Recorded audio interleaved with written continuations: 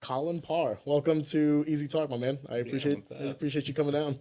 Appreciate you having me on. Yeah, no, Yeah, you're someone I've known now for a, maybe a decade dude. plus. You've Yeah, been in the probably a game for a while. decade. 'Cause I know we came up on well, I don't want to say the circuit together because I think you were already a pro at the time, but Really? I don't know. I think so. No, I remember we were both amateur at the time. When I first met you, it was like I think a Shamrock It show. was a Shamrock show. I think I was fighting Cortavius for the featherweight belt, but I think we either weren't on the same card or we were.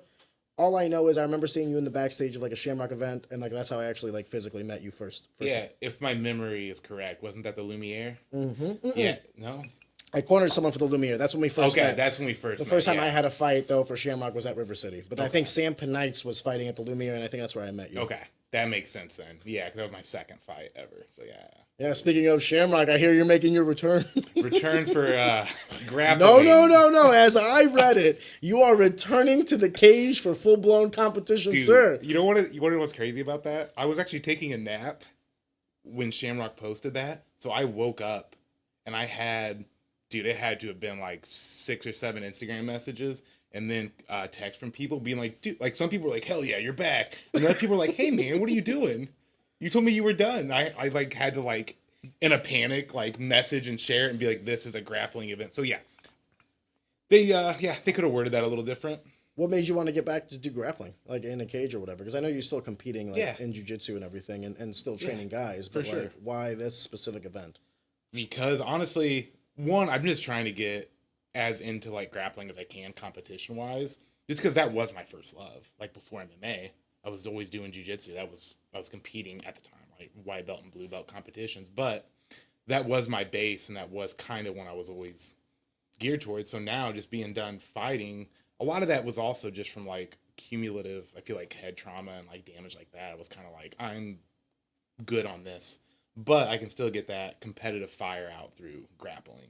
Well, can we take a step back if you don't mind? Because I do want to get to that. But you started training at Watson's, and you've been there, or did you train somewhere before Watson's? No, the first place I started training at was actually in Carbondale, Andrew Illinois. Saban's gym. Yeah, yeah, and that was just honestly my first experience ever at Brazilian Jiu-Jitsu. Because before that, I did like YMCA karate.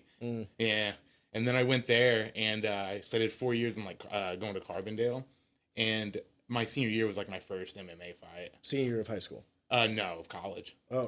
Sorry. First Yeah. MMA fight. So Yeah. how old were you when you first started? So like 4 years would have been what? Senior year of high school Yeah. is when you started training jiu-jitsu. Yep. Senior year of college is when you had your first amateur fight. Correct. Yeah. Were you still training at Carbondale for For that the first amateur? fight. Yeah, for the first amateur fight. Yeah, I was. Okay. And when did you make the move to Watson's? So that was I want to say that was probably 2016 or 2017. That was still a while because after Carbondale, I was actually at the hit squad for like a year when I was just back from like college, and then I moved to Chicago. Is Hit Squad what? Granite City? It was the Illinois? Granite City Okay, one, okay. yeah. And I was just there for a year while I was back. And then I ended up going to Chicago, and I lived in Chicago for a year and a half, and I trained at Chicago Fight Team. Did you there. go there for fighting or did you go there for work? Ex-girlfriend. Oof. Yeah. Keyword there, ex. Yeah. Hey, Yeah. live and learn. Live and learn, my friend. It didn't, pan out, and that was probably one of the hard, dude. Chicago was just a wild trip for me. Really? Yeah, I was making like $14 an hour, and I moved to Chicago. It was wild. I was living in like one of the roughest areas of Chicago, in the South Austin district, because I found a studio apartment for $500 a month.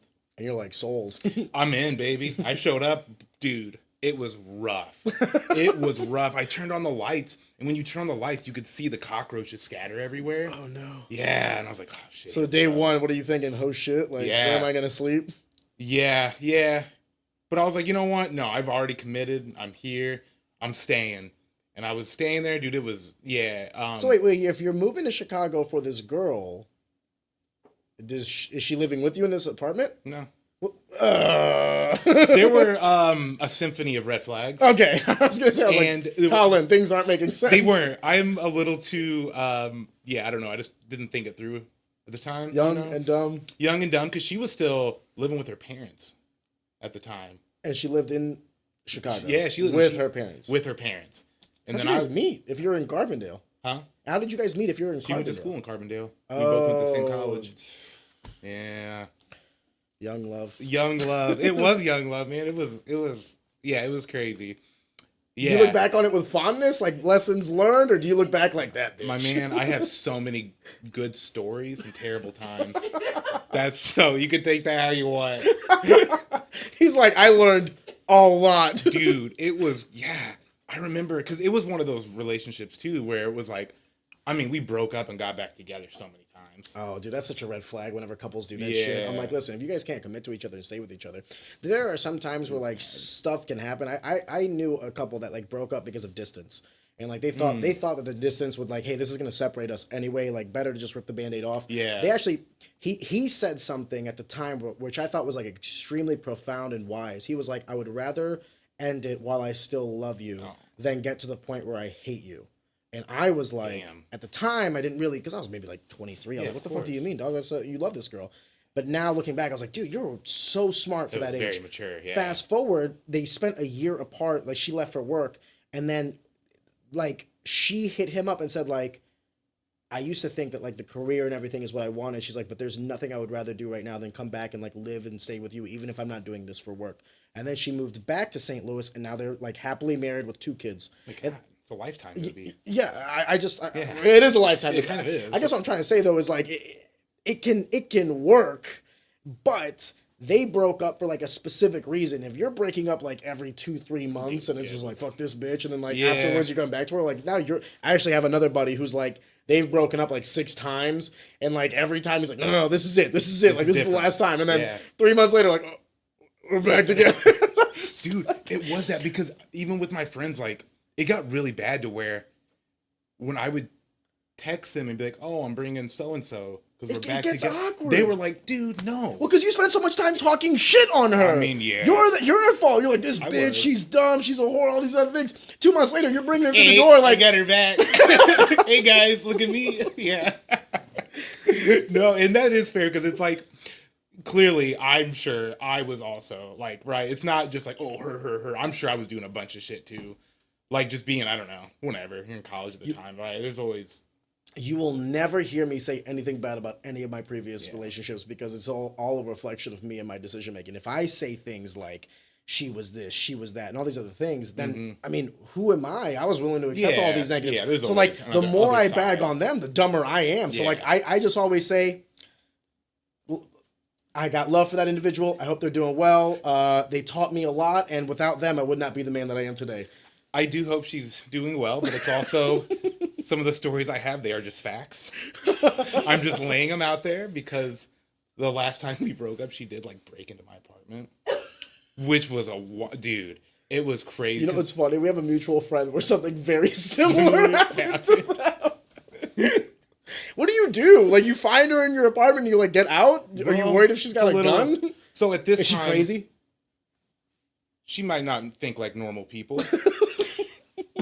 I'm not going to use the crazy word, but yeah. Jesus Christ. All right, so she's in your apartment. You come in. Well, it starts the cockroaches scatter. Okay, at this time, I got out of that apartment. I was in there for like 8 months, and I broke the lease and left because I got bed bugs. Anyways, so yeah, it was bad. So I moved into an also shitty apartment and also shitty part of town. But with no bed bugs. With no bed bugs. Hey. Terribly sorry to interrupt the content that you're enjoying right now, but if you've been watching our content for the past couple months, you realize that Easy Talk is a brand new podcast. We're genuinely trying to figure this thing out as we're going. Some growing pains for sure. If you are genuinely enjoying this content, we feel very humble in that, but we would like to ask that you would also subscribe and like to the channel, simply because it does help us in the algorithms and ultimately to grow. So take a second. I'd really appreciate it. And on with the show. With a friend. And I like let him know. I was like, hey, me and so-and-so broke up. Like, she's coming to get her stuff. I'm going to give it to you. You take it down to her. I don't want to see her. That's it. And then I remember her text me and being like, oh, I'm here. So I took the bag. It was like a Schnucks bag. And I gave it to him. I was like, hey, can you run it down? Of her personal belongings. Of her personal belongings. So I gave it to him, and he walks like out of the door, goes down the steps. At this time, I jump up on the couch like a little kid, and I look through the blinds because I want to see. I want to see. And he opens up the door that leads to like the parking lot area. And as he opens it up, to the left, behind him are bushes. and she jumps out of the bushes and goes behind him while the door is open because you need a key to get in. And then I'm sitting on the couch and I see it. And you're like, oh fuck, oh fuck. No, it was. I kind of froze, and then I heard like her running up the stairs, and she opens the door to our apartment, and I'm still on the couch, and I like look over, and she's in there. She's like, "You son of a bitch!" And at this time, I was like, "Oh my god!" I was up, and I was like, "You gotta go! Like, you gotta get out!" And my roommate's in the back, and I take the bag. Does he not see the girl? No, she fucking ninja'd behind him. It was honestly. Homie needs to work on his peripherals. Yeah. That's true. He wasn't the most aware. But I got the bag, and then I gave it to her, and I pushed her out of the door, and she took the bag and swung it like a mace, dude, and hit me in the head, and in it was like a glass bong. So she like broke the bong on my head. Yeah. I know. I sold it though. God bless. I stone faced it. I was like, I'm good. Hopefully she's doing well. I hope she's doing well. She's got a lot of So yeah, that's humble beginnings into martial arts. And then you move from Chicago to St. Louis? Or? Yeah, I went to St. Louis. Do you live in St. Louis now, or yes. do you still live in? Okay, nope, okay. Nope. So can I ask a question? You're leaving Chicago. Why St. Louis and not where you grew up in? Kyle Watson. Okay, you knew him, and he was like, because him and my bong glass in your scalp. Hey, where should I go? And he's like, come on down, boy. Like, come here, man. Yeah, I just always heard such great things about him, just from Andrew Sabins. And even up in Chicago, the trainer there knew who he was. And I don't know.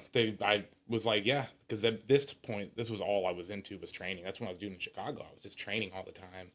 And it was a really good gym, but I just couldn't. I didn't want to stay in Chicago. I didn't know anybody. What was your goal in training? Were you trying to make it to the UFC? Were you just trying to get a black belt? Like, what was your goal in those years? UFC. Oh, absolutely. MMA fighter. Absolutely. MMA fighter. I wanted to be the best fighter I could be. And it was like training there too, man. It was just so good because there were such high level people. There was the coach there, Lewis Taylor. He's a PFL champ. He won that $1 million grand prize. Yeah, Bilal Muhammad. He's fighting Leon for the title. Horacio, all these high level guys. So it was just really great just getting to work with him and getting beat up by him. But iron sharpens iron, baby. Iron sharpens iron, yeah. So it was just really, it was amazing. And then going to Kyle's at the time, it was an MMA gym. Like right now, it's not, right? It's a very jiu-jitsu heavy focused gym with like a Muay Thai program. But it's like, we're not doing no MMA classes. We don't want the MMA fights, like none of that. But at the time, there was that. So for me, it made so much sense. And it actually coincided perfectly with the come over from like the guys from ATT, like Luke Nelson and Danny Moriarty. Yeah, Luis, all those guys. For context, ATT was a gym. It was called ATT Evolution over, I believe, in like Kirkwood area, where Tyron Woodley created the gym, and I think it was like Tyron turned it from like an open to the public gym to basically like a closed gym for him to just use whenever he was in camp. So then like all these guys basically were like homeless from the gyms that they were currently going to, now officially quote unquote close to the public. Yeah. So a lot of them went over to Watson's. Yeah, at the exact time. It was a lot closer. Yeah, it was closer, and man, it was great, and I still clearly I was just. What was that transition like for them and you guys? Like, was there like super cohesive? Was there any animosity? Was there like, or just come on in, boys, let's all have head trauma together? Exactly, super cohesive, and that was Danny Moriarty's one of my best friends. I love Danny. So, and one of the guys I really want to have on this podcast is Kyle Watson. But like, I genuinely have zero relationship with the guy. I don't think I've ever said more than like 3 words to him. But he seems like a cool individual, and everyone says very like when I ask people about like their Mount Rushmore of like St. Louis MMA guys, it's Mike Rogers, Steve Berger, Kyle Watson's for sure. Like those 3 guys, and then like the 4th is usually like Jermaine Andre or like insert whoever it is that you might think, but those 3 tend to be like on everybody's like Mount Rushmore list. But Watson's like one of the guys I just have zero relationship with. So Jermaine Andre too. I want to have him on. But anyway, to bring it back, you said that at the time Watson's had Muay Thai and Jiu-Jitsu. Like you guys had like a true like MMA program. Yeah. What happened? Because I know that it dissolved. Like the not the Jiu-Jitsu program, obviously that's still there. But like the MMA and the striking program, is it like a product of like business? It just wasn't like conducive to a business. It wasn't bringing any money. Was it animosity by the coaches? Like what happened there? To the best of your knowledge. To the best of my knowledge, yeah, it was just we didn't want to really corner. Spend your entire Saturday going to like locker rooms and I don't know, spending your whole day there when you could be doing other things. I think that was a big reason for it. And then also clearly, there's just all the different types of personalities that can come into it for like Yeah, but MMA. both of those things aren't necessarily isolated to like striking and MMA. I mean, like you're gonna have to corner people if you do jiu-jitsu, right? You're gonna Yeah, I guess. At Adam Sella's Yeah, for sure. event, they had cornermen there, right? They did. And with regards to like the personalities and like the egos and all that stuff, that's not isolated to just striking. I mean, I know a bunch of guys in jiu-jitsu that don't like other guys in jiu-jitsu. I would argue maybe it's a little bit more for MMA. You think? I would think so for personality. Maybe that's just from being at Watson. Anecdotal, yeah. Yeah, right. That could be. But honestly, I think it was just kind of because I was the last like MMA guy out of Watson's. Yeah. Because I know. Were they all leaving one by one, or was it just like dissolved? Like, how did that happen? No, it was leaving one by one. Okay, and then so we just started. Yeah, it was kind of this incremental, like over time thing.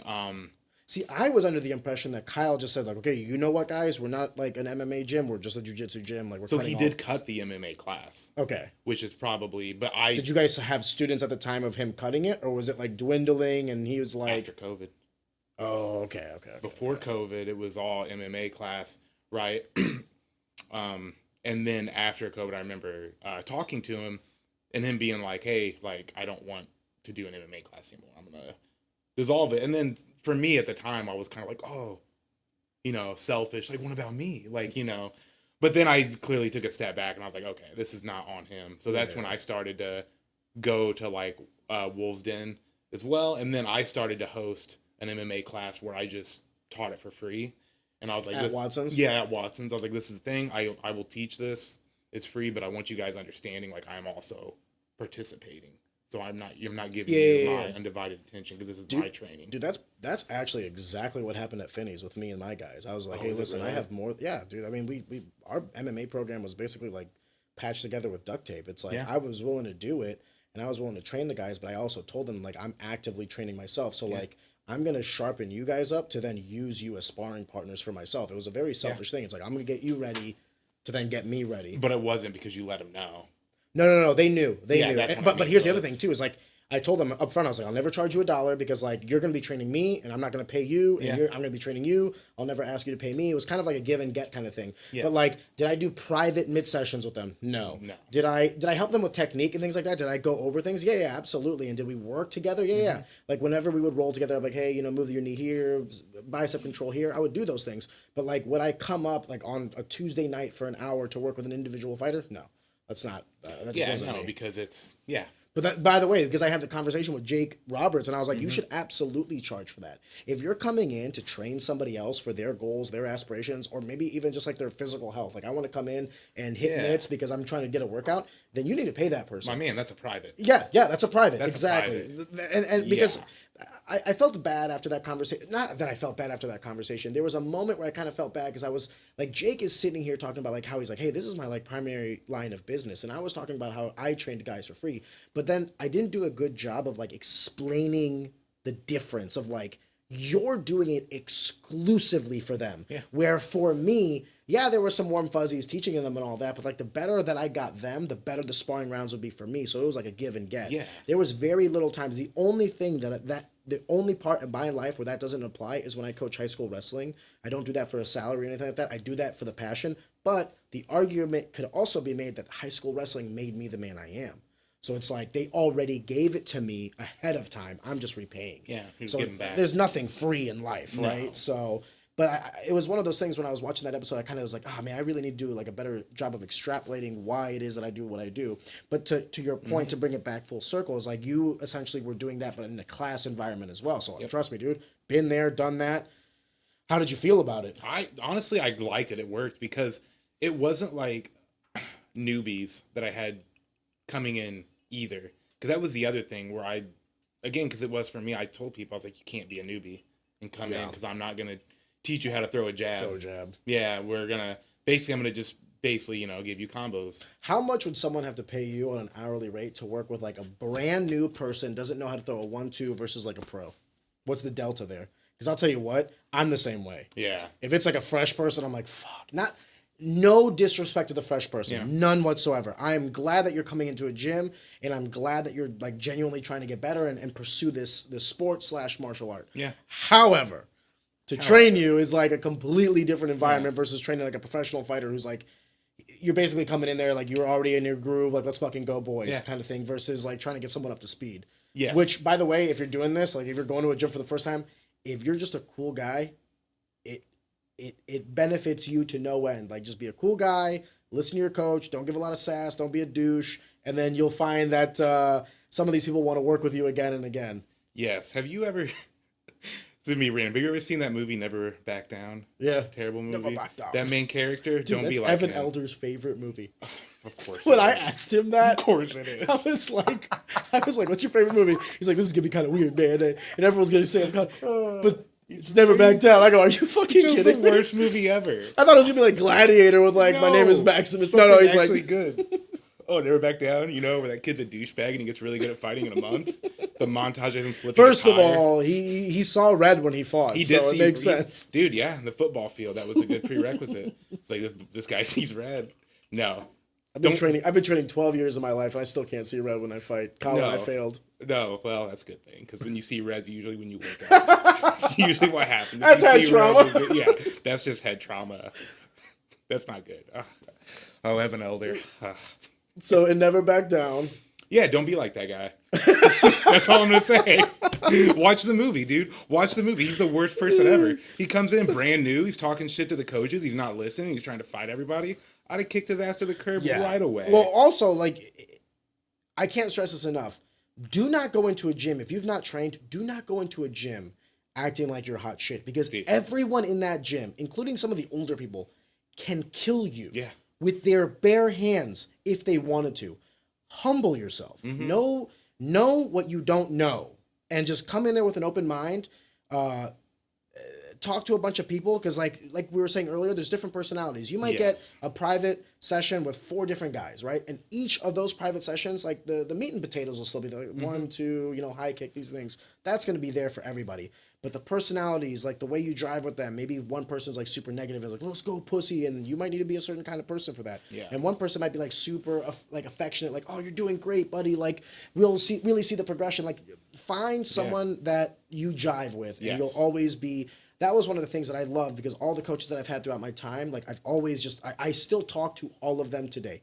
I'm talking about even like high school wrestling coaches. Like I just had really good mentors throughout my life. But and if I were to point them all to you, they all have something in common. Like they're all kind of like cut from the same cloth. Yeah. But no, I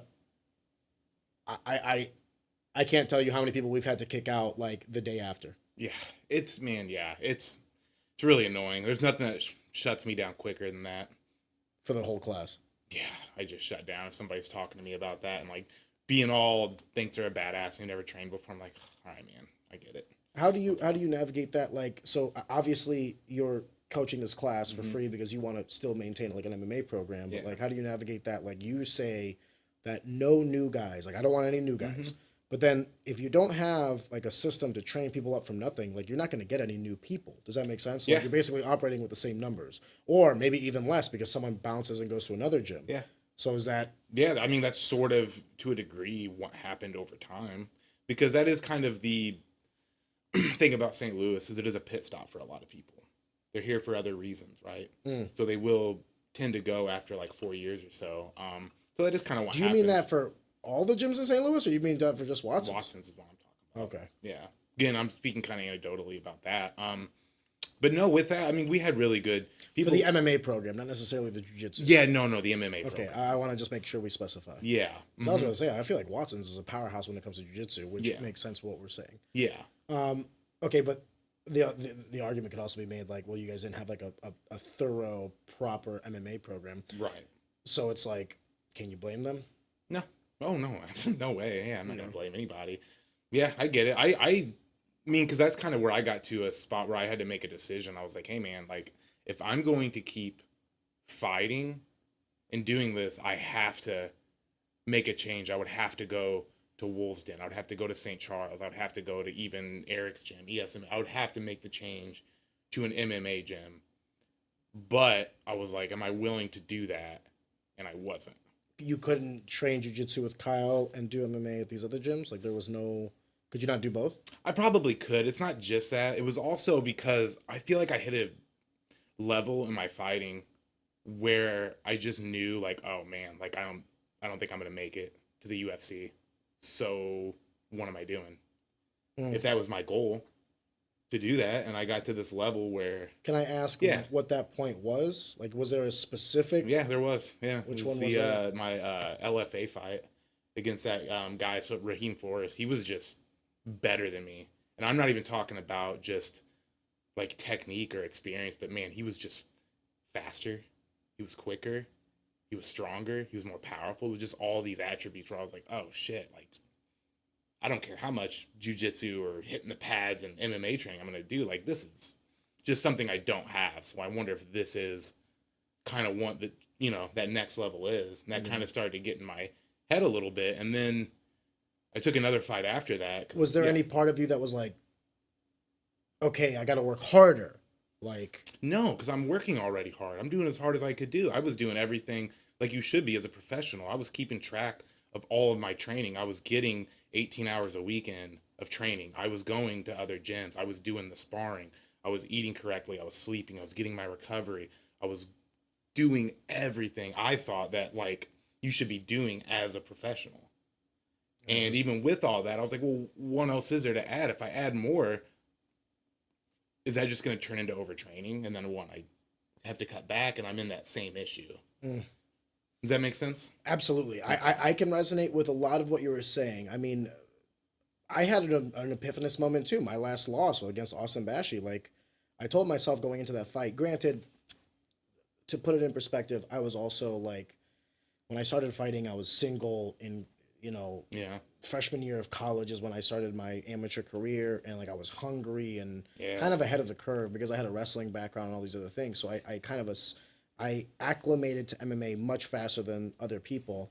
And then when I finished school, I went pro. And then when I was like done with school, like it was always this tug and pull between like my professional life that was paying all my bills and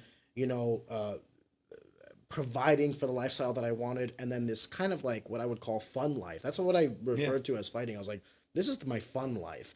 I remember I was called to go to my high school when I was like 28 or 27 to talk to like the senior class about like going to college and all these other things. And like some of the seniors knew who I was from fighting. And I remember my speech to them was kind of like raise your hand if you know who I am. And like some of them raised their hands. I'm like, raise your hand if you know me because of finance. No one rose their hand. I was like, raise your hand if you know me from fighting. The same people rose their hands. And I was like, guess which one pays my rent? And like, they're looking at me. I was like, guys, like by all means, chase your dreams, all these other things, but make sure that today is grounded in reality. And that's what I tell everybody is like, when I talk to a lot of these fighters, even the ones in the UFC now, and like a lot of what I'm talking to them about is the financials. So I'm not talking to these guys about their training regimen or their diets or anything. They're all talking to me about like, how can I make money outside the UFC? How can I start a business? How can I like generate revenue like on my name that I'm building currently? Like, which is good questions to ask. But it's also sad to me, not sad, sad's a bad word. I wish they were making so much money that they didn't have to worry about that because of the absolute sacrifice and dedication it takes to even get to that level. Right? It's like by that point you should have the financials squared away. Now we're just talking about I want to make more money, but everything's taken care of. Yeah. It was a calculus to me. When I fought Austin Bashi and I lost, I had the same feelings that you had. He was faster than me, stronger than me, all these other things, and the X factor, younger than me by almost a decade. So it wasn't even like I could be like, oh well, he's older and more experienced. No, this guy's just younger than me. This is the new generation of kids coming up, not with like jiu-jitsu or boxing or wrestling. They're coming up with MMA. Yeah. They know he is a brown belt and he's 20. That's crazy. You know what I mean? Like, isn't that crazy? Come on, man. Yeah. I even said it before the fight. I was like, listen, either this guy is a prodigy or he's full of shit. We're going to find out on Saturday. Boy, did I find out on Saturday. He was a prodigy. Boy, did I find out. Let me tell you that. But what I'm trying to say is, by the way, that loss is aged like wine. The kid's like 11-0 right now, like number one. Like, keep doing your thing, Austin. You're only making me look great. Yeah, that's what you want to see. Yeah. If he becomes the UFC champion one day, I'll be like, fuck that guy. I was in there.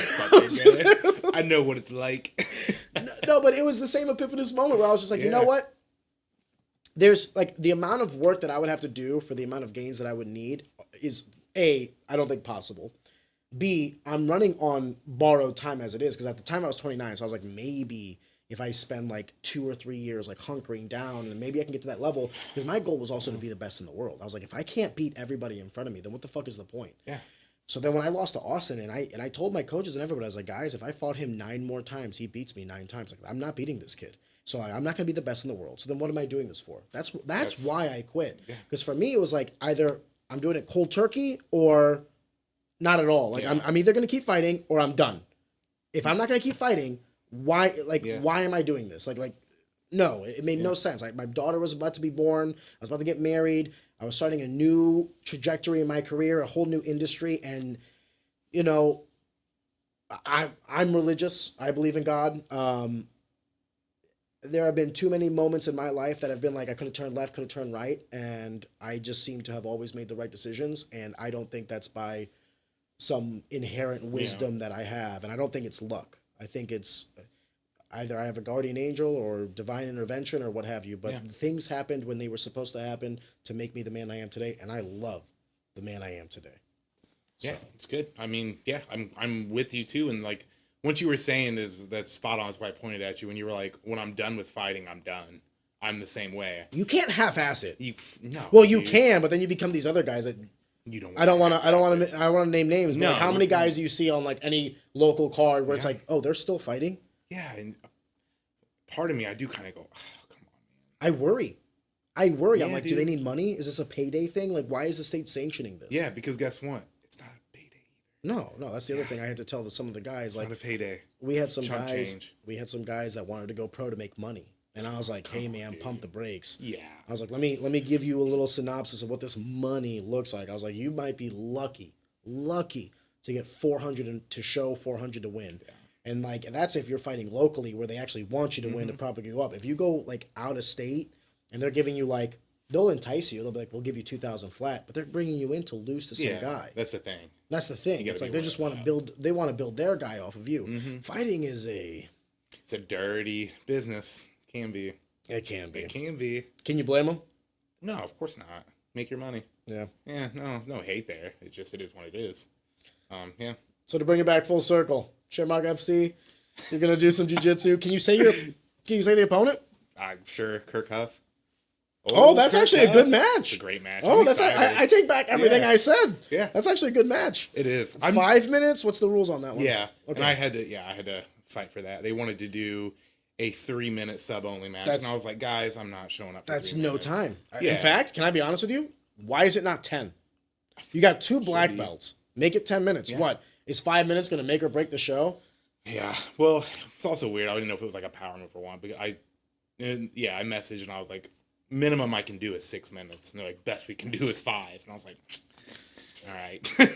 You know, it's funny. That's not, I've said that to some ex-girlfriends. Like, minimum I got is about 6 minutes. Yeah. that's well, actually, no, sorry, maximum. My bad. I'm giving myself way too much credit. Minimum, yeah, 6 minutes. What am I, a marathon runner? Yeah. No, congratulations. That's actually a pretty good. That's a pretty good match. I eat all the words I say. The only thing I wish is that they would have marketed it maybe a little bit more accurately. Yeah, that was a thing that was frustrating because, like I said, when I woke up and I read, I was like, God, man, you guys literally phrase this like I'm coming out of retirement to fight, and I'm not. I'm done fighting. Yeah, you said earlier if you don't want to talk about this one, Colin, because this might be a touchy subject. You said earlier something about like the head trauma that you were receiving and like all these other things. Can we dive into that? Yeah, absolutely. Do you feel? First of all, how old are you now? 32. 30. Okay, so I'm 31. That's okay. We're about the same age. Do you feel like there are any post-fighting effects that you feel? So, what's the best way? I'm worried. I'm not sure. I think the memory issue could have been from fighting, and it's one of those where it's like, oh, is that something I've always had? I don't know, but I've definitely noticed it more after fighting, and just even also just like that one fight I was talking about with LFA. That was a big part too, because that's what happened was I got knocked out. I didn't just get knocked out. I had a seizure too. Oh no. Yeah, and it was really bad. So it was like a comatose into a seizure. Yeah, into a seizure, and I remember, man, I was really messed up for like 6 months after that. What do you think? because I go back and forth on this one. What do you think caused more miles on the brain? Do you think it was fighting or do you think it was sparring? I want to say it was sparring because that's just cumulative damage over time. It just seems like that would compound more than just the fight night. But I think it's the accumulation and then the fight night and then the accumulation fight night. You know what I mean? That's kind of how I think it was because, I mean, to be fair, I was also probably sparring a little too much. I was doing like 3 to 4 days a week sparring. Oh, that's too much. Yeah. Because I was like, yeah, I just wanted to have my timing down. I wanted to have everything set to where when it came to the fight, it wasn't foreign to me. And I was able to pull the trigger and, do all these things. But looking back, you're younger, you think you're invincible. I do think that might have because, yeah, it's just something I noticed a little bit, but I kind of just played it off. But, I've been with my partner now for around like a year and a half, 2 years.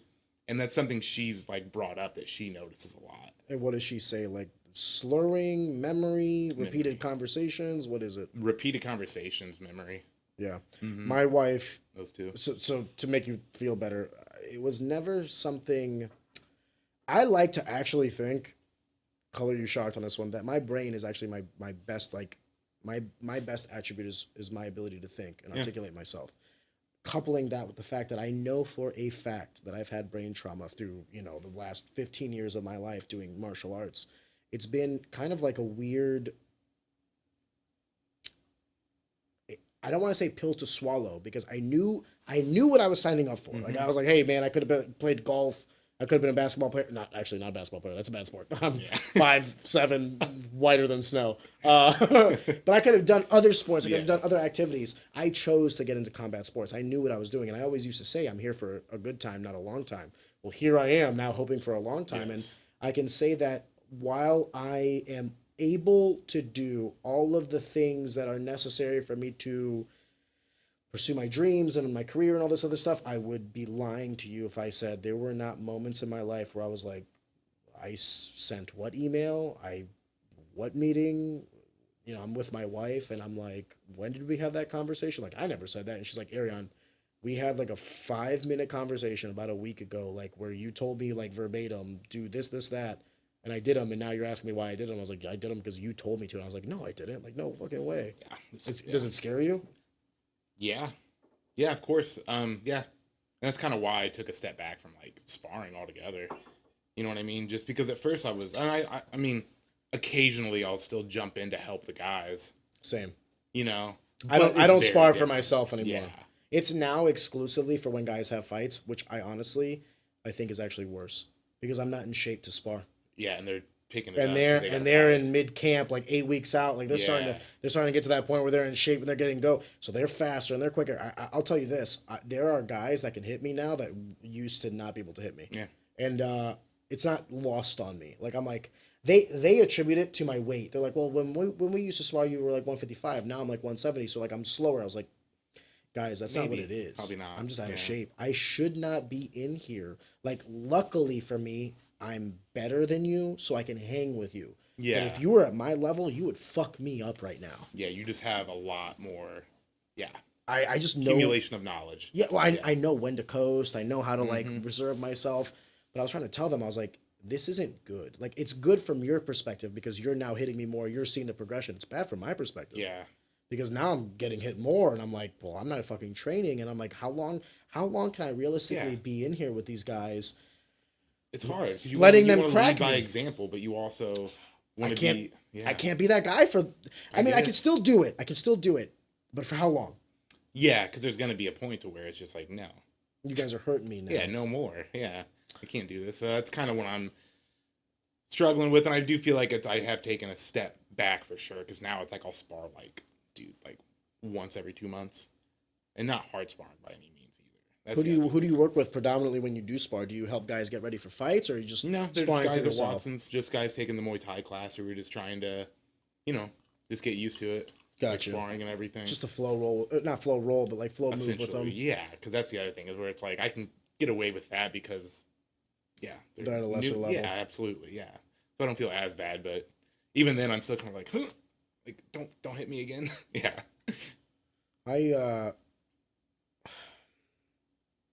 I reap what I sowed. I don't feel bad about it, but now I just have to deal with the repercussions of my actions. I don't, would I do it again? Yes. I'm glad I did it. It made me the man I am today, but is there a price to be paid for the lessons that I have learned? Unfortunately, yeah. So I don't know. I mean, would you go back? Would you, if you could go back, would you tell like a younger Colin Parr, like, don't do this, pursue this? Like, I would have to say pursue it because that's the only reason I'm doing what I love right now. I mean, being able to coach full time, that's nothing I would have ever dreamt I could do. Just because, I don't know, I've only ever had very low level, remedial, bad paying jobs my entire life. So to be able to get out of that, I would give anything to do that again. Forgive me, I'm going to probe a little bit. You said that you went to school though, right? So did you go to school? Did you drop out? Did you finish? No, a degree? I finished, but it was a degree in criminal justice. It was one of these. No, it was so stupid. Oh, because I went there. I went there and I chose it because there was no math. And then I got my degree and I was like, oh, I don't want to be a cop. Did you go to college because you felt like you were looked at as stupid if you didn't? Yes. Dude, that's our entire fucking generation. Yes, that's the only reason. People used to go to college because they wanted to actually pursue a skill set or, go to a place of higher learning. Now I feel like it was, for our generation, it was sold as do this so that people don't think you're dumb. And it gets pushed on you because it's like no one in my family has ever, and I mean like my family has ever gone to college. So it was this big thing where it was like, I was going to college. My parents. Our kid's gonna graduate. They were so happy, and I was just like, oh. Were you taking out student loans? Yeah. Do you mind if I ask how many? It was like 45,000. That's actually not that bad. It wasn't that bad. That's not that bad. I know a guy that went to SLU for an education degree, 110. Yeah. And I was like, congratulations, buddy. Good luck. You're now in debt for the next 20 years until you can throw off that debt. There's something with student loan debt. If you've been making consecutive payments for 20 years, you can just liquidate the debt. I was like, yep. Good luck. Yeah. On it. And that was the thing that's so crazy to me. I don't mean to belittle the education system. I'm not trying to talk shit on teachers. But how ironic is it that people that are making less than $40,000 a year are telling you to go to college to make more money than they did, but they had to go to college to get the job they had? It's like, what are we fucking doing? Yeah. Well, it's something I'm glad I feel like it's changing, where it's like people aren't really pushing that as much. Well, unless you're going for something that requires it. If you're getting a STEM, listen, dude, if you're going into STEM, you'll be fine. Science, technology, engineering, math, you're good. You will have a job, go to school, or even law, or it doesn't all have to be in those things, but they're glass door jobs for people that have your degree before you get a degree. That's what I did. I wanted to go for education. I was going to go to the University of Central Missouri on a full ride scholarship for wrestling, Division II. Teachers made $40,000 outside of college. And I was like, holy shit. And then I see my brother just graduated with a finance degree from UMSL. He had just started his own hedge fund. Let's just say Colin, Andy was living he was doing well. Socioeconomically just fine. Good. And I was like, well, I want that. I want the freedom, I want the wealth, I want all these things. So I went to UMSL for finance as well. One of the best decisions I ever made in my life. Granted, I'm now in information systems, completely not using my degree, but it wasn't about that. It was about getting a degree in something of quote unquote value to the market. Ben Lawler and the Tom James family will ensure that whether you're purchasing your first custom fit suit or your 50th, the process is unrivaled. With the experience and quality of the Tom James name, allow Ben Lawler to help shape the vision that is your professional brand with a suit that speaks to the conviction in their craft. With fabric sourced here in the US, you'll know quality and craftsmanship are top of class. Like a sculptor examines wet clay before creating a masterpiece, Ben Lawler will walk you through the process of selection, measuring, and stitching to ensure your finished product is a work of art. Putting your trust in Ben is a guarantee that your brand will elevate to the next level. And always remember, you don't get a second chance at a first impression. Yeah. I mean, to this day, that is kind of, it sounds really bad, but that is one of my biggest regrets, is going to college. Yeah? Yeah, I don't, Well, let me ask you this. Would you still go, but for something else, or would you not go at all? I wouldn't go at all. Yeah? Yeah, no. No, in your line of work now. Right. I mean, I'm sure I could have gone for, personal training, and then also told people how to eat less shit. I don't know. What do you want? Yeah. Have you tried working out and eating less donuts? I don't think you need Here's a my degree for that one. Dude. Anyway. It's just my 2 cents on it. I always advise kids, like, do not be pressured into making decisions that cost you close to tens, if not hundreds of thousands of dollars of debt that you cannot file bankruptcy on unless you feel like you want to do this. If that's not the case, don't let anybody peer pressure you. Don't let anybody tell you what the fuck to do. Do you, boo-boo. Or don't go to college. But man, that's so hard to say to an 18-year-old. I think it's hard to say to them because they've been indoctrinated for the last 8 years that college is like the end-all, be-all. That's the problem. It's marketing. You know what I mean? Like, if you take a kid fresh out of high school, they just graduated, and they don't even know what college is. Let's say you don't even tell them that there's even like a higher learning. Like, they think outside of high school, that's the end of it. And then you present to them like, hey, listen, just so you know, like, you can either just go into the workforce right now. Like, if you're a guy, you can go into welding, you can do all these like apprenticeship programs, or you can go into this 4-year university, which has the propensity for higher pay, but is also much more of an investment on yourself, both time and monetarily. Like, what would you do if you took all the extracurriculars out of it, like what your family thinks, what your friends think, what society thinks?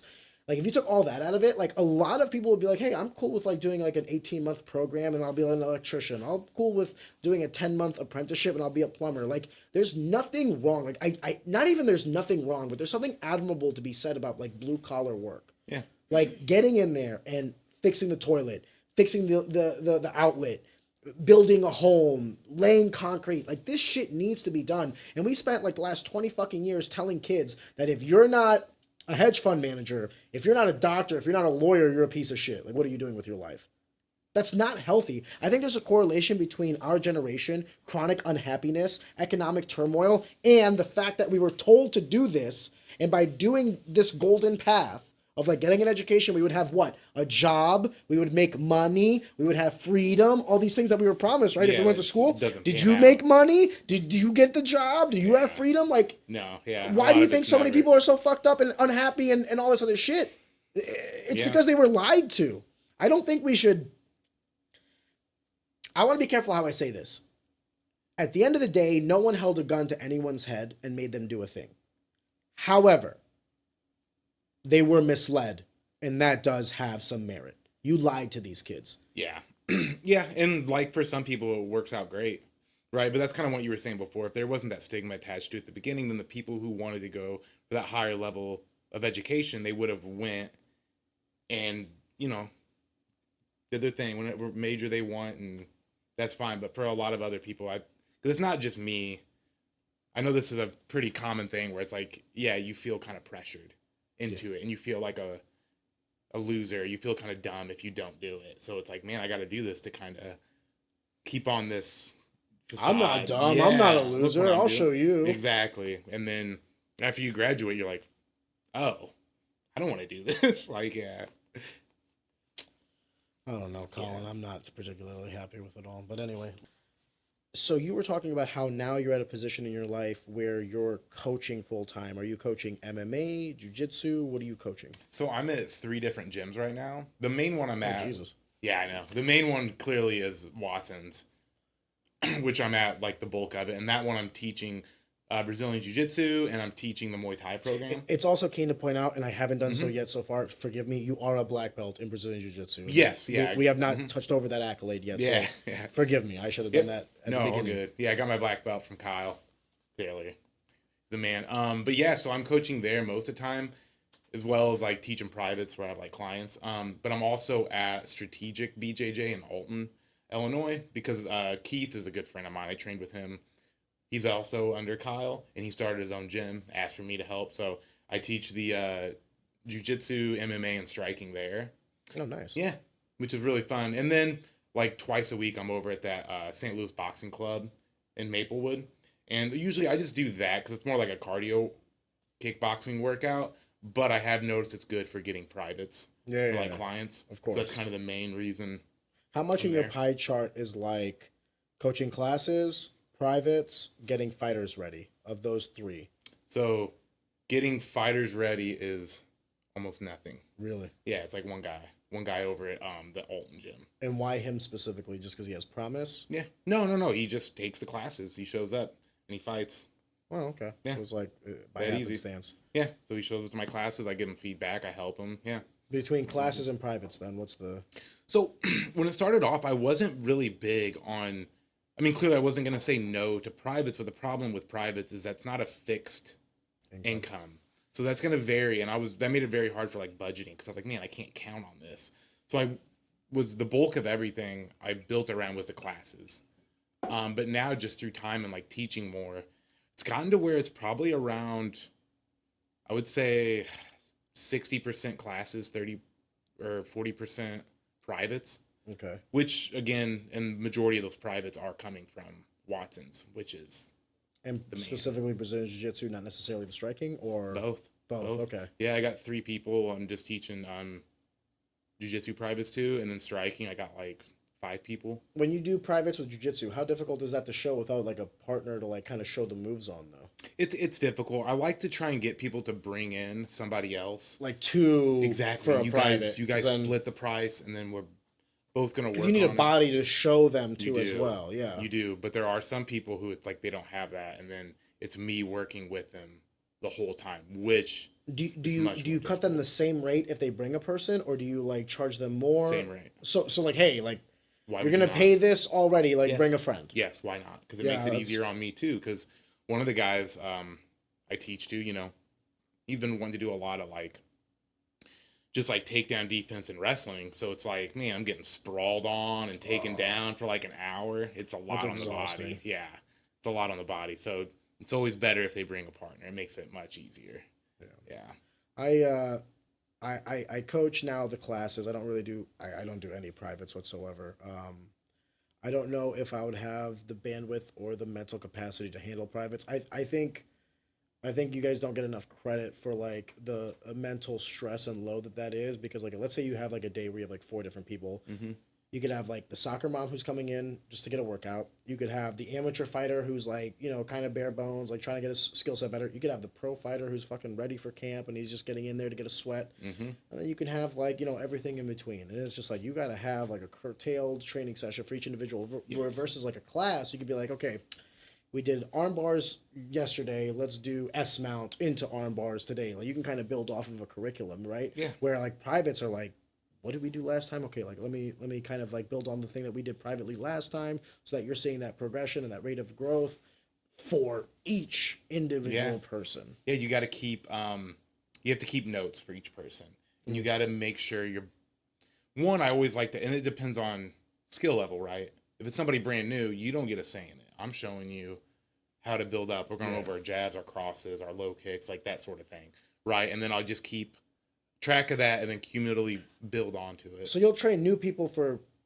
solo sessions, but you didn't do it for MMA. Why? Because they weren't paying me. Colin? It's all about money, yeah. That's very fair. It's very fair. Yeah. If you're going to pay me, absolutely, I will help you. If you're not going to pay me, I'm not a charity. Like, yeah. No, especially if this is your way of life. This is how I pay the bills now. So. Is this where you thought you'd be? Is this what you want to do? Is there like another level to this? Like, okay, like you're doing the training in the privates. Do you ever want to own your own gym? Do you want to be under Kyle forever?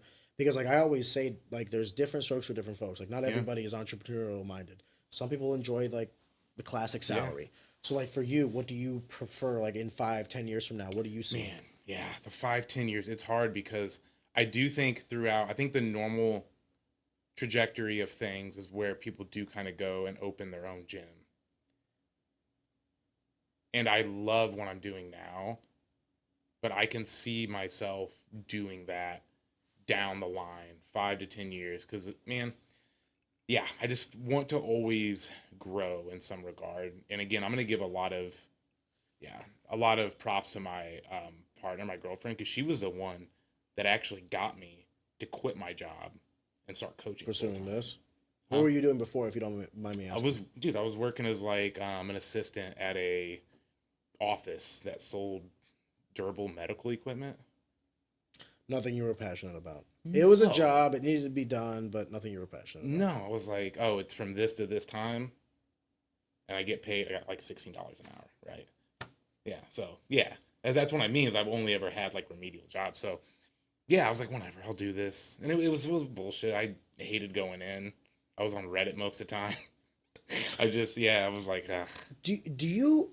Because I got this vibe from Jordan Dowdy, where Jordan Dowdy like works in corporate America, but I think he has like a deep disdain for corporate America. Like I think it's like a means to an end for him. For you, are you happy that you're out of that environment? Dude, so happy. It's just not conducive to you. So happy. No, I hated it. I didn't care. I didn't care. And because I didn't care, I was terrible at it. Can I ask you a question? Yeah. Did you not care because of the title, the pay, or the environment? All three. Really? Yeah. So if I offered you $1 million to be the CEO in a corporate environment, you wouldn't take it? No, not right now because I'm paying my bills and I'm doing what I love. That's a beautiful answer. Yeah, because if I made $1 million and I hated it, what's the point in making $1 million if you hate what you're doing like 8 hours a day or 10 hours a day or however long you're there? You're missing the point, right? Because it's like time is like the big factor. You only have so much time. I agree 100%. Yeah, you got to do what you enjoy because it's like, it's amazing. Every day now is like, I always joke to my partner, I'm like, dude, every day's a weekend. There are no weekends because every day. It's got to feel like work sometimes, though, right? I mean, like, Yeah. there's some days where you're not necessarily, like, up for it, or maybe you want to lay in bed, Yeah. or... No, for sure. You're still going to have those days, but you do it and it's still pretty awesome. You still show up once you get out of bed and you show up at the gym. Because I teach on Mondays and Wednesdays, I teach a 6 a.m. jiu-jitsu class. Fuck that. Yeah. Fuck that. And Fuck and that means I have to open up the gym. Yeah, you got to wake up at like 4:30 to like That's what time I take get a up. shower, get dressed, get to the gym, open up, turn the Yeah. lights, turn on the AC or whatever it is, and like Yeah. get the place ready. That's exactly what I do. I get up at 4:30. I go to the gym. I'm there at 5:30. Open up. Yeah. Not to get too like into the weeds about like what we do here, but this is actually one of the reasons why I like to be the first one in the office before we do the podcast, is because like, yeah, we have producers, but like I feel like I'm paying you to produce. I'm not paying you to come in early, turn on the lights, open the doors, turn on the computers, get everything fucking ready. Like, I should do that. Does that make sense? Yeah. Maybe I'm incorrect. Maybe Adrian's like, hey, I wish you would let me do that. But like, I feel like I brought you in here to do a job. Like, Yes. that's what I want you to do. I'll do all the other shit. Now, when we get to the point where like for this business, I don't think there'll ever be an instance where I'm not necessarily here because it's like my podcast, right? But let's say for some reason I'm not here and we do a podcast, then maybe I have like a different discussion about like what I'm paying them based on like roles and responsibilities. If now you're like, if I'm trusting you with the fob to the building and the key to the door and, you know what I mean, all this equipment that we have in here is a lot of fucking money and I'm putting that responsibility on you. I'm not paying you the same amount of money as I'm paying someone to just come in and you know what I mean, produce a show. Like, because now you have more responsibility. Yeah, and that's what I was just going to ask. I was like, well, what are you paying her for? Because I do get paid to unlock the gym and teach that class. As you and should. lock up. So it's like, yeah, I get paid more than just that hour. No, I try to be very like, not just with the podcast, but like I have other things that I run, and I try to be like very transparent with people. Like, Yeah. This is what I need from you. This is like bare minimum. There are options for like growth. There are ways in which you can earn more money, but like if you're willing to get this skill set, if you're willing to do this work. So like, here's the minimum. This is what I need. Because I always feel like employers should start with that. Like, I have a need for labor. This is the labor that I need. Are you willing to do this?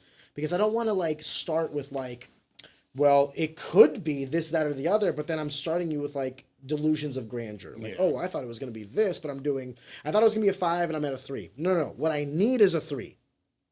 This could become a 4, a 5, and maybe even a 6. So like, and with that comes more money, more responsibility, more all these things. But like, let's start at a 3 for what I need today. Let's get operations up and running. And then like, as the business grows, as revenue comes in, I'm more than happy to grow with you. You know what I mean? Yeah. But I always try to be very transparent with anybody that works for me, because it's like, the very last thing I want them to say, whether I fire them, whether they quit because they hate me or whether they quit because they have a better opportunity, is I never want them to be like, Ariane didn't respect me.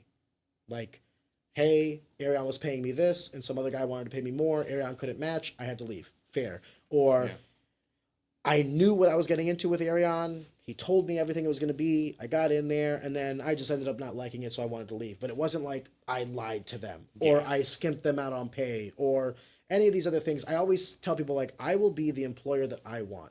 Please be the employee that I would be for an employer that I would want. No, that's good. And like focusing on the transparency.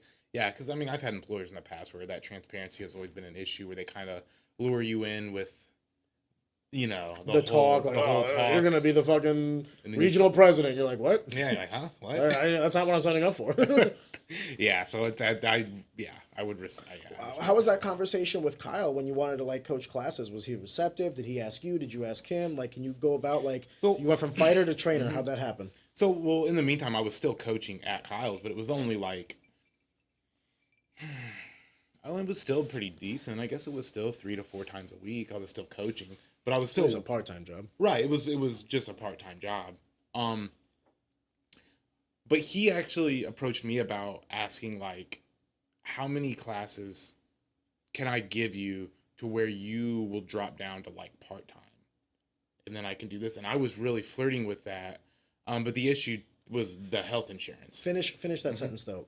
You doing it part-time, so what? Kyle could do it part-time as well? So that Kyle could give me more classes. Ah, okay. Well, he was trying to like get you business. Absolutely, yeah. God bless. And honestly, when he said that, I was thinking about it, and I was trying to like kind of crunch the numbers best I could. And around this time, this is when Keith, my friend who opened up that gym in Alton, also started. And I was talking to my partner about it, and she already saw me there, and she knew like how unhappy I was, because she was like, "Man," she's like, "You come to the gym and you." When you say see you there, like you mean in your day job? Yeah. Not at the gym, but at the day job. Yeah. She was just see how unhappy, and she was like, "Listen," she was like, "I think you should just take the dive." She was like, "Listen, you already said it's kind of like a remedial bullshit job. Worst case scenario, you get another job. Like, just try it." Smart woman. She's a genius. She's very smart. She is. She's awesome. Anyways, sorry. Yeah, so I mean, clearly I respect her opinion very highly. So I was like, okay, I'll do it. And I did it, and then I just started I messaged Keith, I talked to Kyle, I got things rolling there, and then I hit up that St. Louis boxing club just because like maybe I can get a little stuff going on here. And honestly, dude, I hit up a lot of different gyms too, just kind of putting the feelers out there. Oh, like including St. Charles, Wolves Den, ES, and all that. Wolves Den, yes. ES MMA, I think I hit up Eric. Maryville Muay Thai, Chad Mueller, I hit him up. There was like a lot of people I hit up, and yeah, they were all some like, hit, amazing. some didn't. Yeah. Yeah, but even the people who didn't hit, it's like, yeah, of course. Like, they all have fair reasons, and I respect all of them immensely. Yeah. So there was clearly no like, oh man, like, yeah, but no sour grapes. no, that would be real bullshit if I was sour about that. But yeah, so no, and then Keith needed somebody, so I started going over to Alton, doing that, and then I just kept going with Kyle and just kept picking up steam and getting up more and more classes, just like because I let him know about it, and yeah, now it's amazing. I'm just doing that, and I'm making more money than I ever have before. So it's God bless. It's crazy, yeah. It seems so surreal. When you do what you're passionate about, the money will come. But if you're doing something for money, you'll never be passionate. It's really good. That's how I feel about it. Yeah, no, it's very true because I mean, to my own horn, but I do feel like I'm a very good coach. Like I have everything structured and set out on how I do it. Like I'll teach series on people and I progressively build off of things, and I try and focus on their strengths and their weaknesses, and also tailor to what they want to work on versus what they need to work on, and kind of play with that. But I do all this because I'm a nerd. I love it. So I'm always. Can you extrapolate that a little bit? What they want to work on versus what they need to work on. Yeah, what do you mean by that? If you have somebody who's already really good at certain aspects of things, and they want to like work. So for instance, let's say you have a jiu-jitsu guy who's really good on top. He's really good, and he just wants to keep working on top. Absolutely. I think if you're like blue belt level, for sure, focus on what you're good at and make your game plan around getting there. But I think once you get to a higher level, you have to start addressing these weaknesses in your game because you're going to find yourself. What do you consider higher level? I would Purple say high purple belt probably. So like 2, 3 stripe purple belt. I think that's when level. you need to start. Yeah.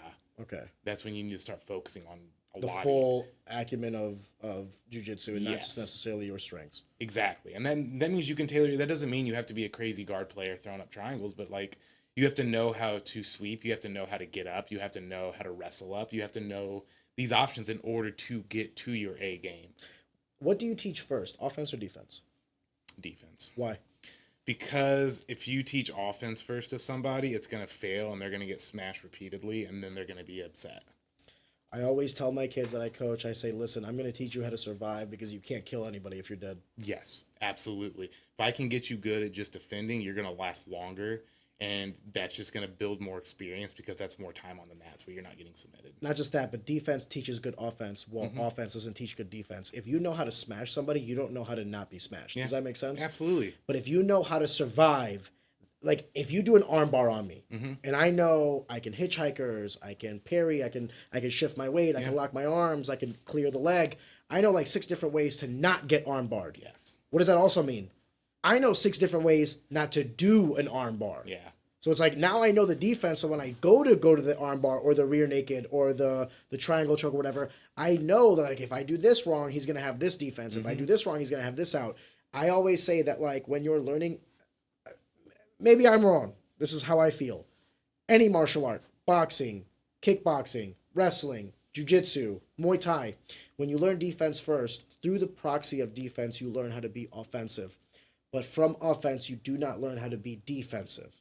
So it's like if I teach you how to defend yourself, if I teach you how to survive, you'll learn ways on how to kill people because the things that don't work against you are now not going to be things that you do. It's also whenever you start to go into that next step where you're focusing on offense, you're not going to be as scared to do that offense because you have the defense, right? If you have really good turtle defense, are you going to be that worried about shooting a double leg? You get sprawled on, you're in turtle. You should know how to defend it. It happens. Yeah. But if you are really good but if you have a terrible turtle defense, you might be very hesitant about shooting that double leg. Or if you're in MMA and you're a striker and you're terrified of being taken down. Yeah. Then you're like, well, now my whole offense is going to be like,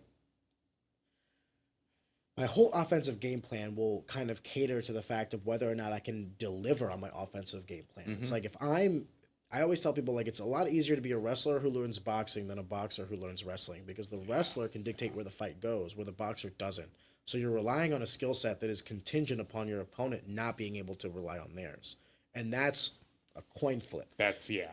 I always say you want to go into a fight only ever being pleasantly surprised, never negatively. Because if I go in there thinking you're the world beater, you're this, you're that, you have all these skill sets, then I need to raise myself to a certain occasion. I need to have all the skill sets, the mentality, and the work ethic, and the body, specifically through conditioning of training, to be prepared for this, whether it's competition jiu-jitsu, whether it's a wrestling match, whether it's Golden Gloves boxing with headgear, or whether it's a full-blown MMA fight, or maybe even bare-knuckle boxing, whatever it is. Whenever your cup of tea you want to be the most prepared you can be. And I think the avenue for that is actually defensive training over offensive training. You cannot be offensive if you don't know how to survive. Yes. Or if you are, you're going to be forever the journeyman 500 fighter who's like, a bunch of people are scared of you, but all the real fighters don't give a fuck because they know that if they can pass the first minute of the first round, they know they got you. Yeah, they're like, Just got to weather the storm. I know the kryptonite. Yeah, how many fighters have you fought like that? Like, I fought guys where I was like, if he doesn't knock me out in the first, it's going to be a long night for him. Yes. And I'm like, I'm willing to bet on me than him knocking me out. Yeah, a good number of that where they come out like you just stole their lunch money. And then after that, it's done. Does your life revolve around MMA, martial arts, jiu-jitsu, or do you have like escapes from all of this? Because now you're turning your passion into a work. Sorry, your passion has been turned into work. Yeah. So like, what do you do to escape this? I think that's what I'm trying to learn. Yeah. That's kind of what I'm learning right now. Because my escapes from this are literally like time with my partner, watching TV. What do you do with her that's PC that we could talk about in a podcast? I don't know, man. Just go on dates, go on walks, just get out, just do things together, go antiquing, go thrifting, just that sort of thing. But even that, we were actually talking about trying to find stuff to do together too, whether that's, I think she brought up taking up like tennis, like something like that. A hobby. Yeah, just a hobby. I would like to do start trying chess, oddly enough. You have it. I'll play. Yeah, you'll probably be. Do you know how to play? I know how to play, but I don't know any of the strategies and everything that goes into it. See, that's the other thing is the better you get at a martial art, the much less likely you are to say you're good at something. Yes. Because I would never be like, no, I'm good at chess because I just know how the pieces move. That's it. I don't have a game plan set around it, but I would like to learn because 1, 2, that's not physical. That's the other thing is like, man, I'm like sore all the time and tired just from like all the physical things I'm doing. It's like I feel like I need something else that's not physical. Yeah. Do you think martial arts has humbled you too much? Let me No. rephrase my Yeah. question because that might seem like okay.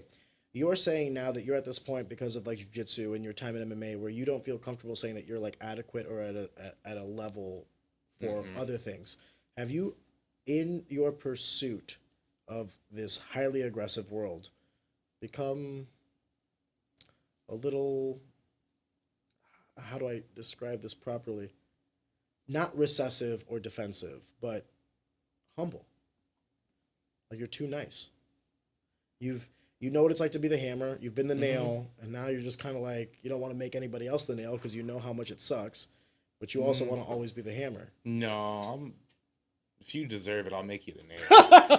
If you deserve it, no, I'm not. I was like, just because I'm retired doesn't mean I'm a bitch. That's honestly, yeah, that is part of it. Where it's like, no, because there's still times where it's like some people will try and get a little like up with you, with like whether it's like grappling or whatever. No, you just got to turn it on. Do you still hang out with all the same guys from the gym, so like you're basically engrossed in jiu-jitsu the whole time? 'Cause that's something I've had to do. I've had to take a step back from my MMA friends, Yeah.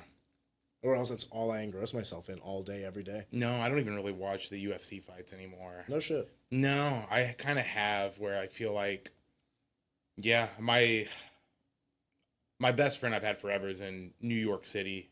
He moved there, so I don't get to see him that much. That was the guy I hung out with the most. My other one goes on tours, so I feel like most of the time. Tours in terms of military, bands? Oh, I'm sorry. No, he's in a band. I'm sorry. Okay. I love how I just said that. Like, Oh, yeah. of course, man. He's a fucking Green Berets. Just out there on tour doing crazy shit. Yeah. No, maybe I don't know. Yeah, I have taken a step back. I guess I really didn't think about that until you said that. I've had to. But I have. When I stopped fighting, Yeah. I stopped talking to the people that I trained with as much as I did.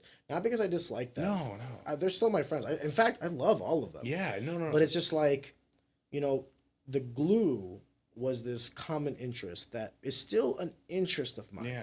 But not to the same level that it was. And now I'm finding myself in different circles and different conversations, and not bad. Like I don't look at it as like, I look at it as just like a growth. Like gentlemen from different walks of life, still common interests in other aspects of life, but from not fighters, lawyers, all these other things, like different guys, but we're kind of on the same trajectory for something else that I'm doing. And then I have like my fighter friends, I have my business friends, I have my family, I have my friends from high school. I have kind of like these bubbles of my social life. And I feel like I want to be careful how I phrase this. I feel like I'm constantly trying to juggle everything. It is juggling. I want my old friends to still feel like they're important to me because they are. But by doing that, I have to constantly like, how you doing, buddy? All these other things. I have to keep my gym friends close to me because I want them to know that they weren't my friends just because of the gym. They're my friends because I love them. I have business friends that I don't want them to think that they are my friends. They're my friends because of business. Business. This needs to be mutually, reciprocal, brother. Like, this has to benefit both of us, right? I'm constantly trying to shift this this social fabric within my life, and I wonder it's hard. It was hard for me to get into, and it's even harder for me to maintain. But for you, I mean, your business is this. Yeah, so like, how do you escape that? Is it just that one singular partner that allows you to kind of like a reprieve from this world? Or do you have like No, because that's not fair to her. Not the scapegoat, just the pathway. Yeah. I don't know. I guess that's something I really didn't think about till you brought it up. But you are right. I guess I have taken a step back from hanging out with a lot of my gym friends, and it's the same thing. There's no love lost there. I love them. They're amazing. It's not just because of that. But I do find myself a little more hesitant to engage in conversations about fighting, about MMA, about UFC, about that. I don't know. Was not as passionate about it? Maybe. I think so. Well, yeah, of course. Of course I'm not as passionate about it as when I was fighting. When I was fighting, that was everything. That was my goal. Is there animosity towards the sport? No. No, I don't have any animosity. Any animosity towards yourself for falling short?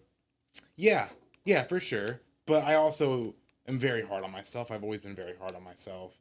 So I also think there's a growing in that where it's like you kind of have to take a step back and be objective and be like, well, how would you speak to you like not yourself but like a friend? You know what I mean? Like I would never talk to somebody else like that, but I talk to myself like that. So it's trying to get around that because I still have that. I don't know if it's normal, but I still have that where I kind of talk to myself in a First of negative all, it's way. hilarious that you would say normal. Everything you're doing is abnormal. I guess that's true. It's only normal because that's my sphere of Yeah. social. You are a different breed, brother. Yeah. Anybody, I always say this, anybody that can get into a cage half naked and fight another man who's half naked to see who can separate the other man from their consciousness, you're not normal. And I don't mean love that it. as an insult. I mean that as No. a... Trust me. See, I didn't even too think of it as am an birds of a insult. feather. As you're saying it, I was like, hell yeah. Yeah, so it's like I always tell people, but the reason I ask that, Colin, is it's a mirror into my own soul kind of thing. I don't have animosity towards the game. I have animosity towards myself for being a little bitch and falling short. Yes. And like everybody will tell me like, oh, you're too hard on yourself. No, this is how I choose to navigate it. I was not good enough, and I need to always understand that I was not good enough and like use that as fuel for everything else that I do in my life.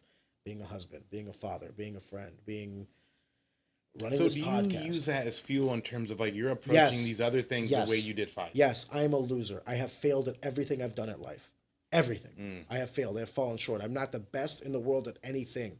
Therefore, I need to continue working and become the best in the world at one thing before I die. I want to be the best in the world at something, whether that's being a father, whether that's being a husband, whatever. I need to be the best in the world at something. Just as something. If I don't, then this was all, I don't want to say this was all a fail. It's not a fail, but I am too competitive. I am too... But can you be competitive and also take a step back and look at yourself kind of objectively? No.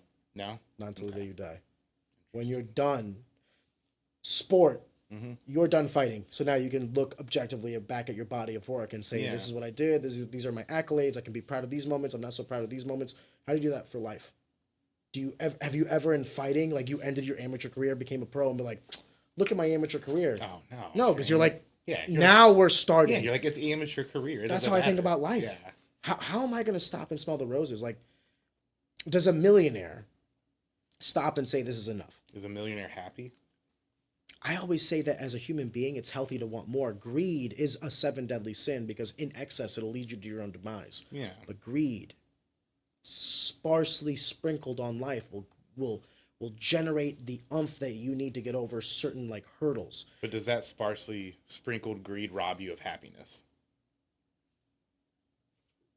I would say that I have never been more proud of my life, the way that I have formulated my family, the love and relationships that I have. But if you were to ask me if it was enough, it's not. I want more kids. I want more success. I want to generate success for other people. But doesn't that comment just show that you do have the ability to take a step back and look at things fondly and be like, man, look at what I've done. This is good. Like, I'm happy I've made those. No, because I'm still in it. Do you stop in the middle of a round and say, man, round 1 was great while you're going into round 2? I feel like I'm in a fight.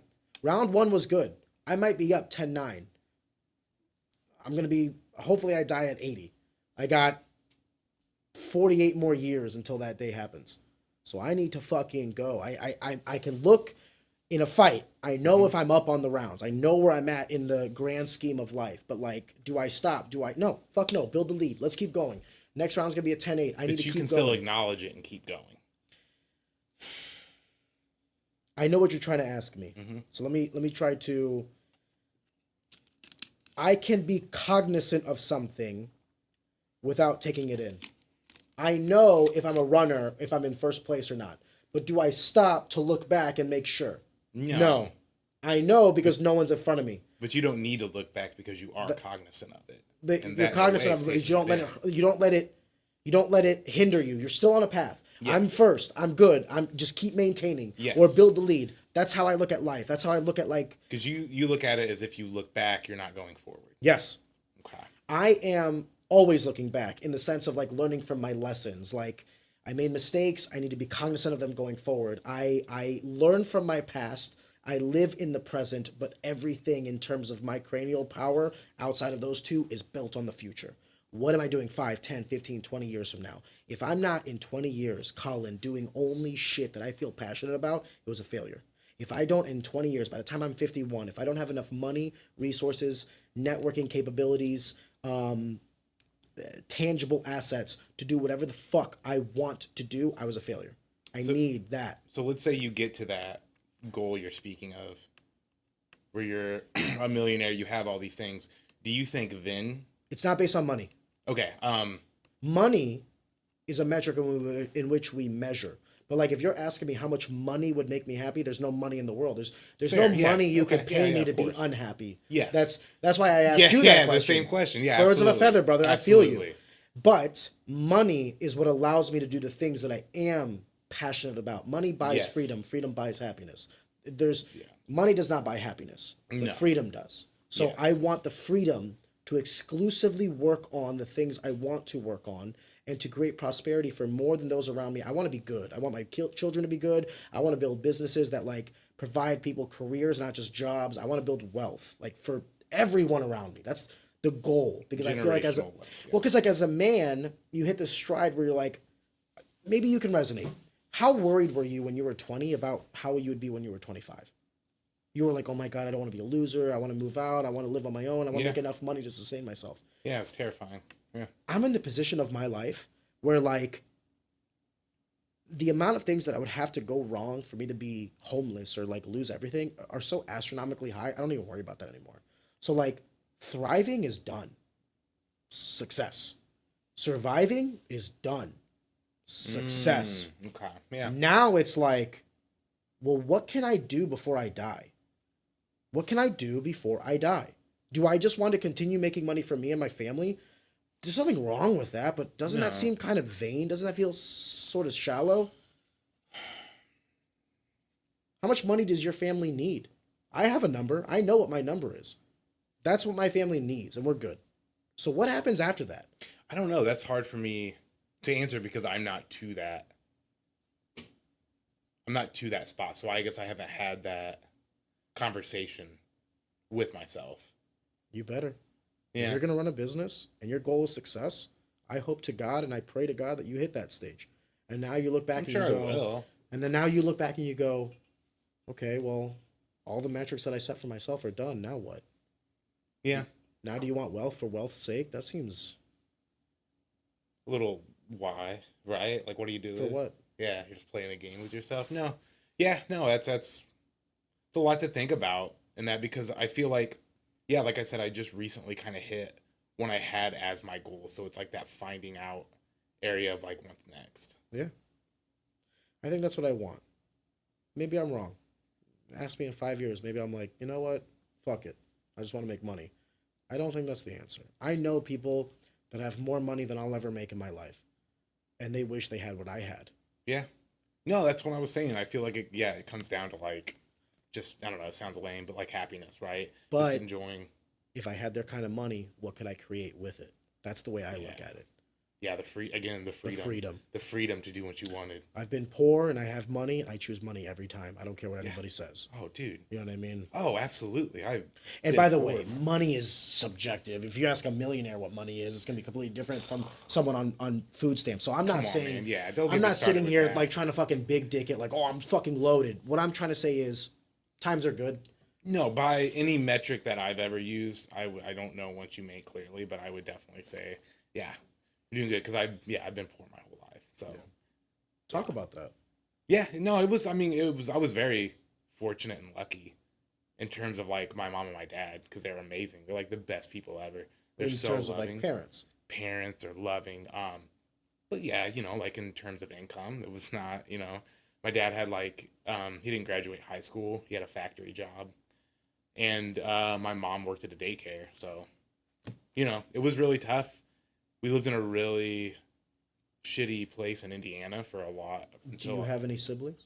Yeah, I have a brother. Okay. Older, younger? Older.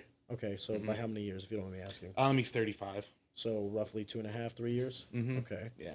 You're growing up, and I'm going to get to a question when this is over, but there's a method to the madness. You're growing up. Did you ever, when was it, how old were you when you first felt poor? When when we were homeless. Yeah. Yeah, well, we had. I mean, it was because we were moving to like from Indiana to Illinois because my dad got a job at like a different factory. Um, but we lived in like a motel for like 2 years, so it was like like a very like small. I mean, Pocahontas, Illinois, right? 600 people. It's a small hotel there, like one room, and it was me, my brother, my mom, and my dad. So it was like we had one bed and we had like an army cot, and it was like basically switching between the army cot and like an air mattress between me and my brother. And I remember we'd have to walk down to the office because we didn't have a fridge, so we would like keep our milk in there. That was probably around the time where I was like, oh, How old were you? this isn't great. Fourth grade. So Yeah, like fourth grade, 8, fifth 9 grade, years sixth old, grade. Yeah, going on to 10. yeah, Sixth grade, I think, might be like the precursor to. Actually, I think it's like middle school. yeah. Sixth grade was when we finally. Yet, Yeah, when you talk about your parents, you seem to say good things. absolutely, they're amazing. So, can I ask you a question? Because Mhm. this is a conundrum that I deal with as a father. I also have not necessarily the same story, but similar background where like I could remember days where we didn't have any food in the fridge, and my mom would like buy flour and salt and like make bread at the house because it was cheaper to make her own bread and Than then to buy it. just to feed us. And I remember thinking to myself like that's when I felt poor. Yeah, it's like an It epiphany hits moment. you. It You're hits you. I was hey. like, oh, I don't think we have money. Yeah. You know what I mean? But when people ask me about my childhood, I have nothing but fond memories because my parents, even though they could not necessarily provide for us monetarily, what they did provide was an overwhelming love. Yes. I had everything I needed. I didn't have everything I wanted, but I had everything I needed. And I think when I look now at my brother and myself, like they crushed it. They did it. Like they were great fucking parents, but they didn't have that money aspect. And it's one of the things that I kind of like. If there's anything I wrestle with myself, Colin, I think to myself, am I doing too much for monetary gain for my family and not spending enough time with them, which the time should be more important? Or is this more important to give them all the opportunities I didn't have? It's something I wrestle with myself. It's because, like, my parents were almost never there because they had to work so much to make ends meet. But when they were there, we made the most out of our time. Can I do that, but with more money? Will I teach my daughter the same lessons I learned, just not the way I learned them? Or if we have more kids, like, it's something I kind of wrestle with myself. I'm like, in my efforts to do better, am I doing worse? Yeah, because you don't want to get so single-minded in terms of thinking about what like income form when you're not. Yeah, yeah, My parents didn't have anything, and I love them to death. yeah. Same. I'm still very close to my parents. I go visit them at least once a month. How's your older brother doing? Yeah, Sour subject. yeah, just yeah, not good. Yeah, yeah. We don't It gotta go was- there. Yeah, go it was. Listen, No, I mean, yeah, it's fine. It was just one of those things. do you have a relationship with him or no? I mean, yeah, of course I have a relationship with my brother. I love him. It's God just bless. hard, like the substance abuse issues, and then, he was doing good for a little bit, and then it was like actually, last week it was, you found out, yeah, I found out. Yeah, so it's kind of back to that, and I don't know. Yeah, I don't know what to do. It's out of my hands, he's a grown man. My line's open, but I also, Does he live in St. Louis? Does he live abroad? no, dude, it's that fucking the shitty Illinois rural Midwest areas where there's nothing to do. It's like, yeah, it's bullshit. You're trying to get out and like do better for yourself, but it's like, what do you have if you don't have a car? Like, because clearly he doesn't have a car, can't afford that. But he's supposed to get a job, but he's got felonies, so he can't get a job. And if he does get a job, he can't go there. You know what I mean? It's never ending. It's the cycle of poverty. It's a cycle of poverty. You can't get out, and then he gets something. It's it's frustrating. It's really really rough, and it's like he's just sick. He's got a mental illness for sure, and I don't know. Yeah, and I see the strain it has, like on my parents, because I told you how loving my parents are. That doesn't work for just me.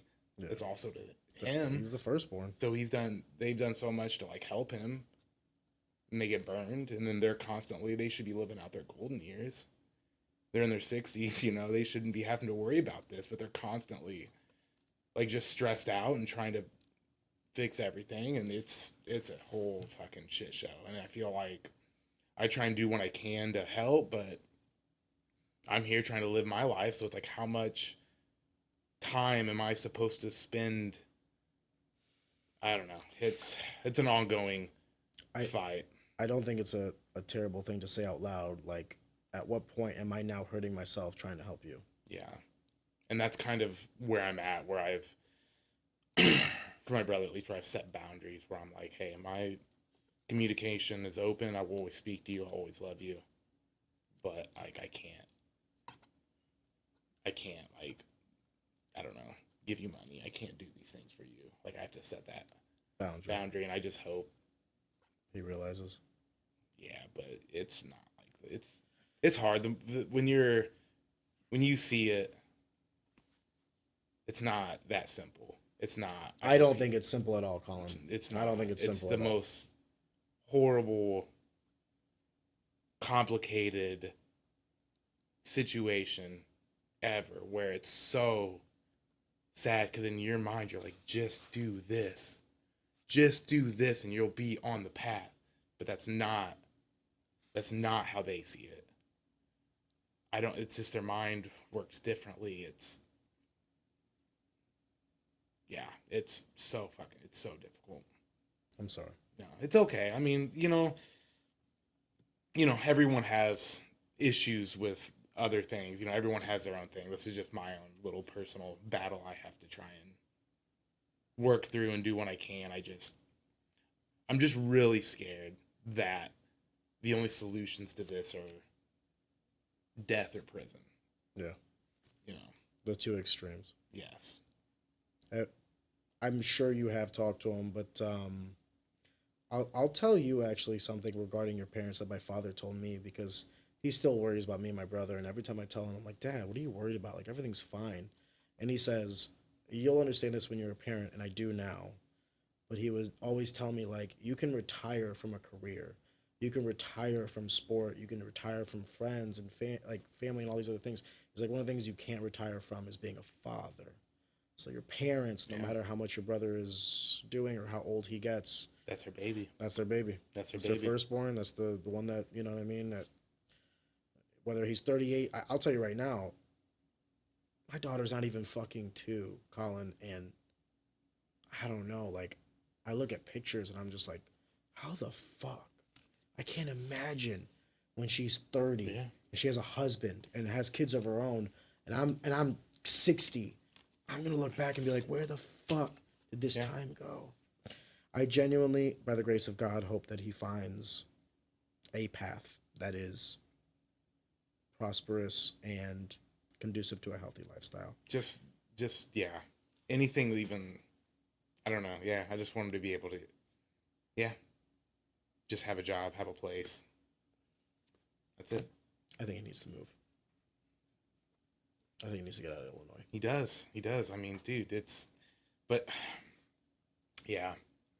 think he needs to move just somewhere where there's more opportunities too. You are your environment.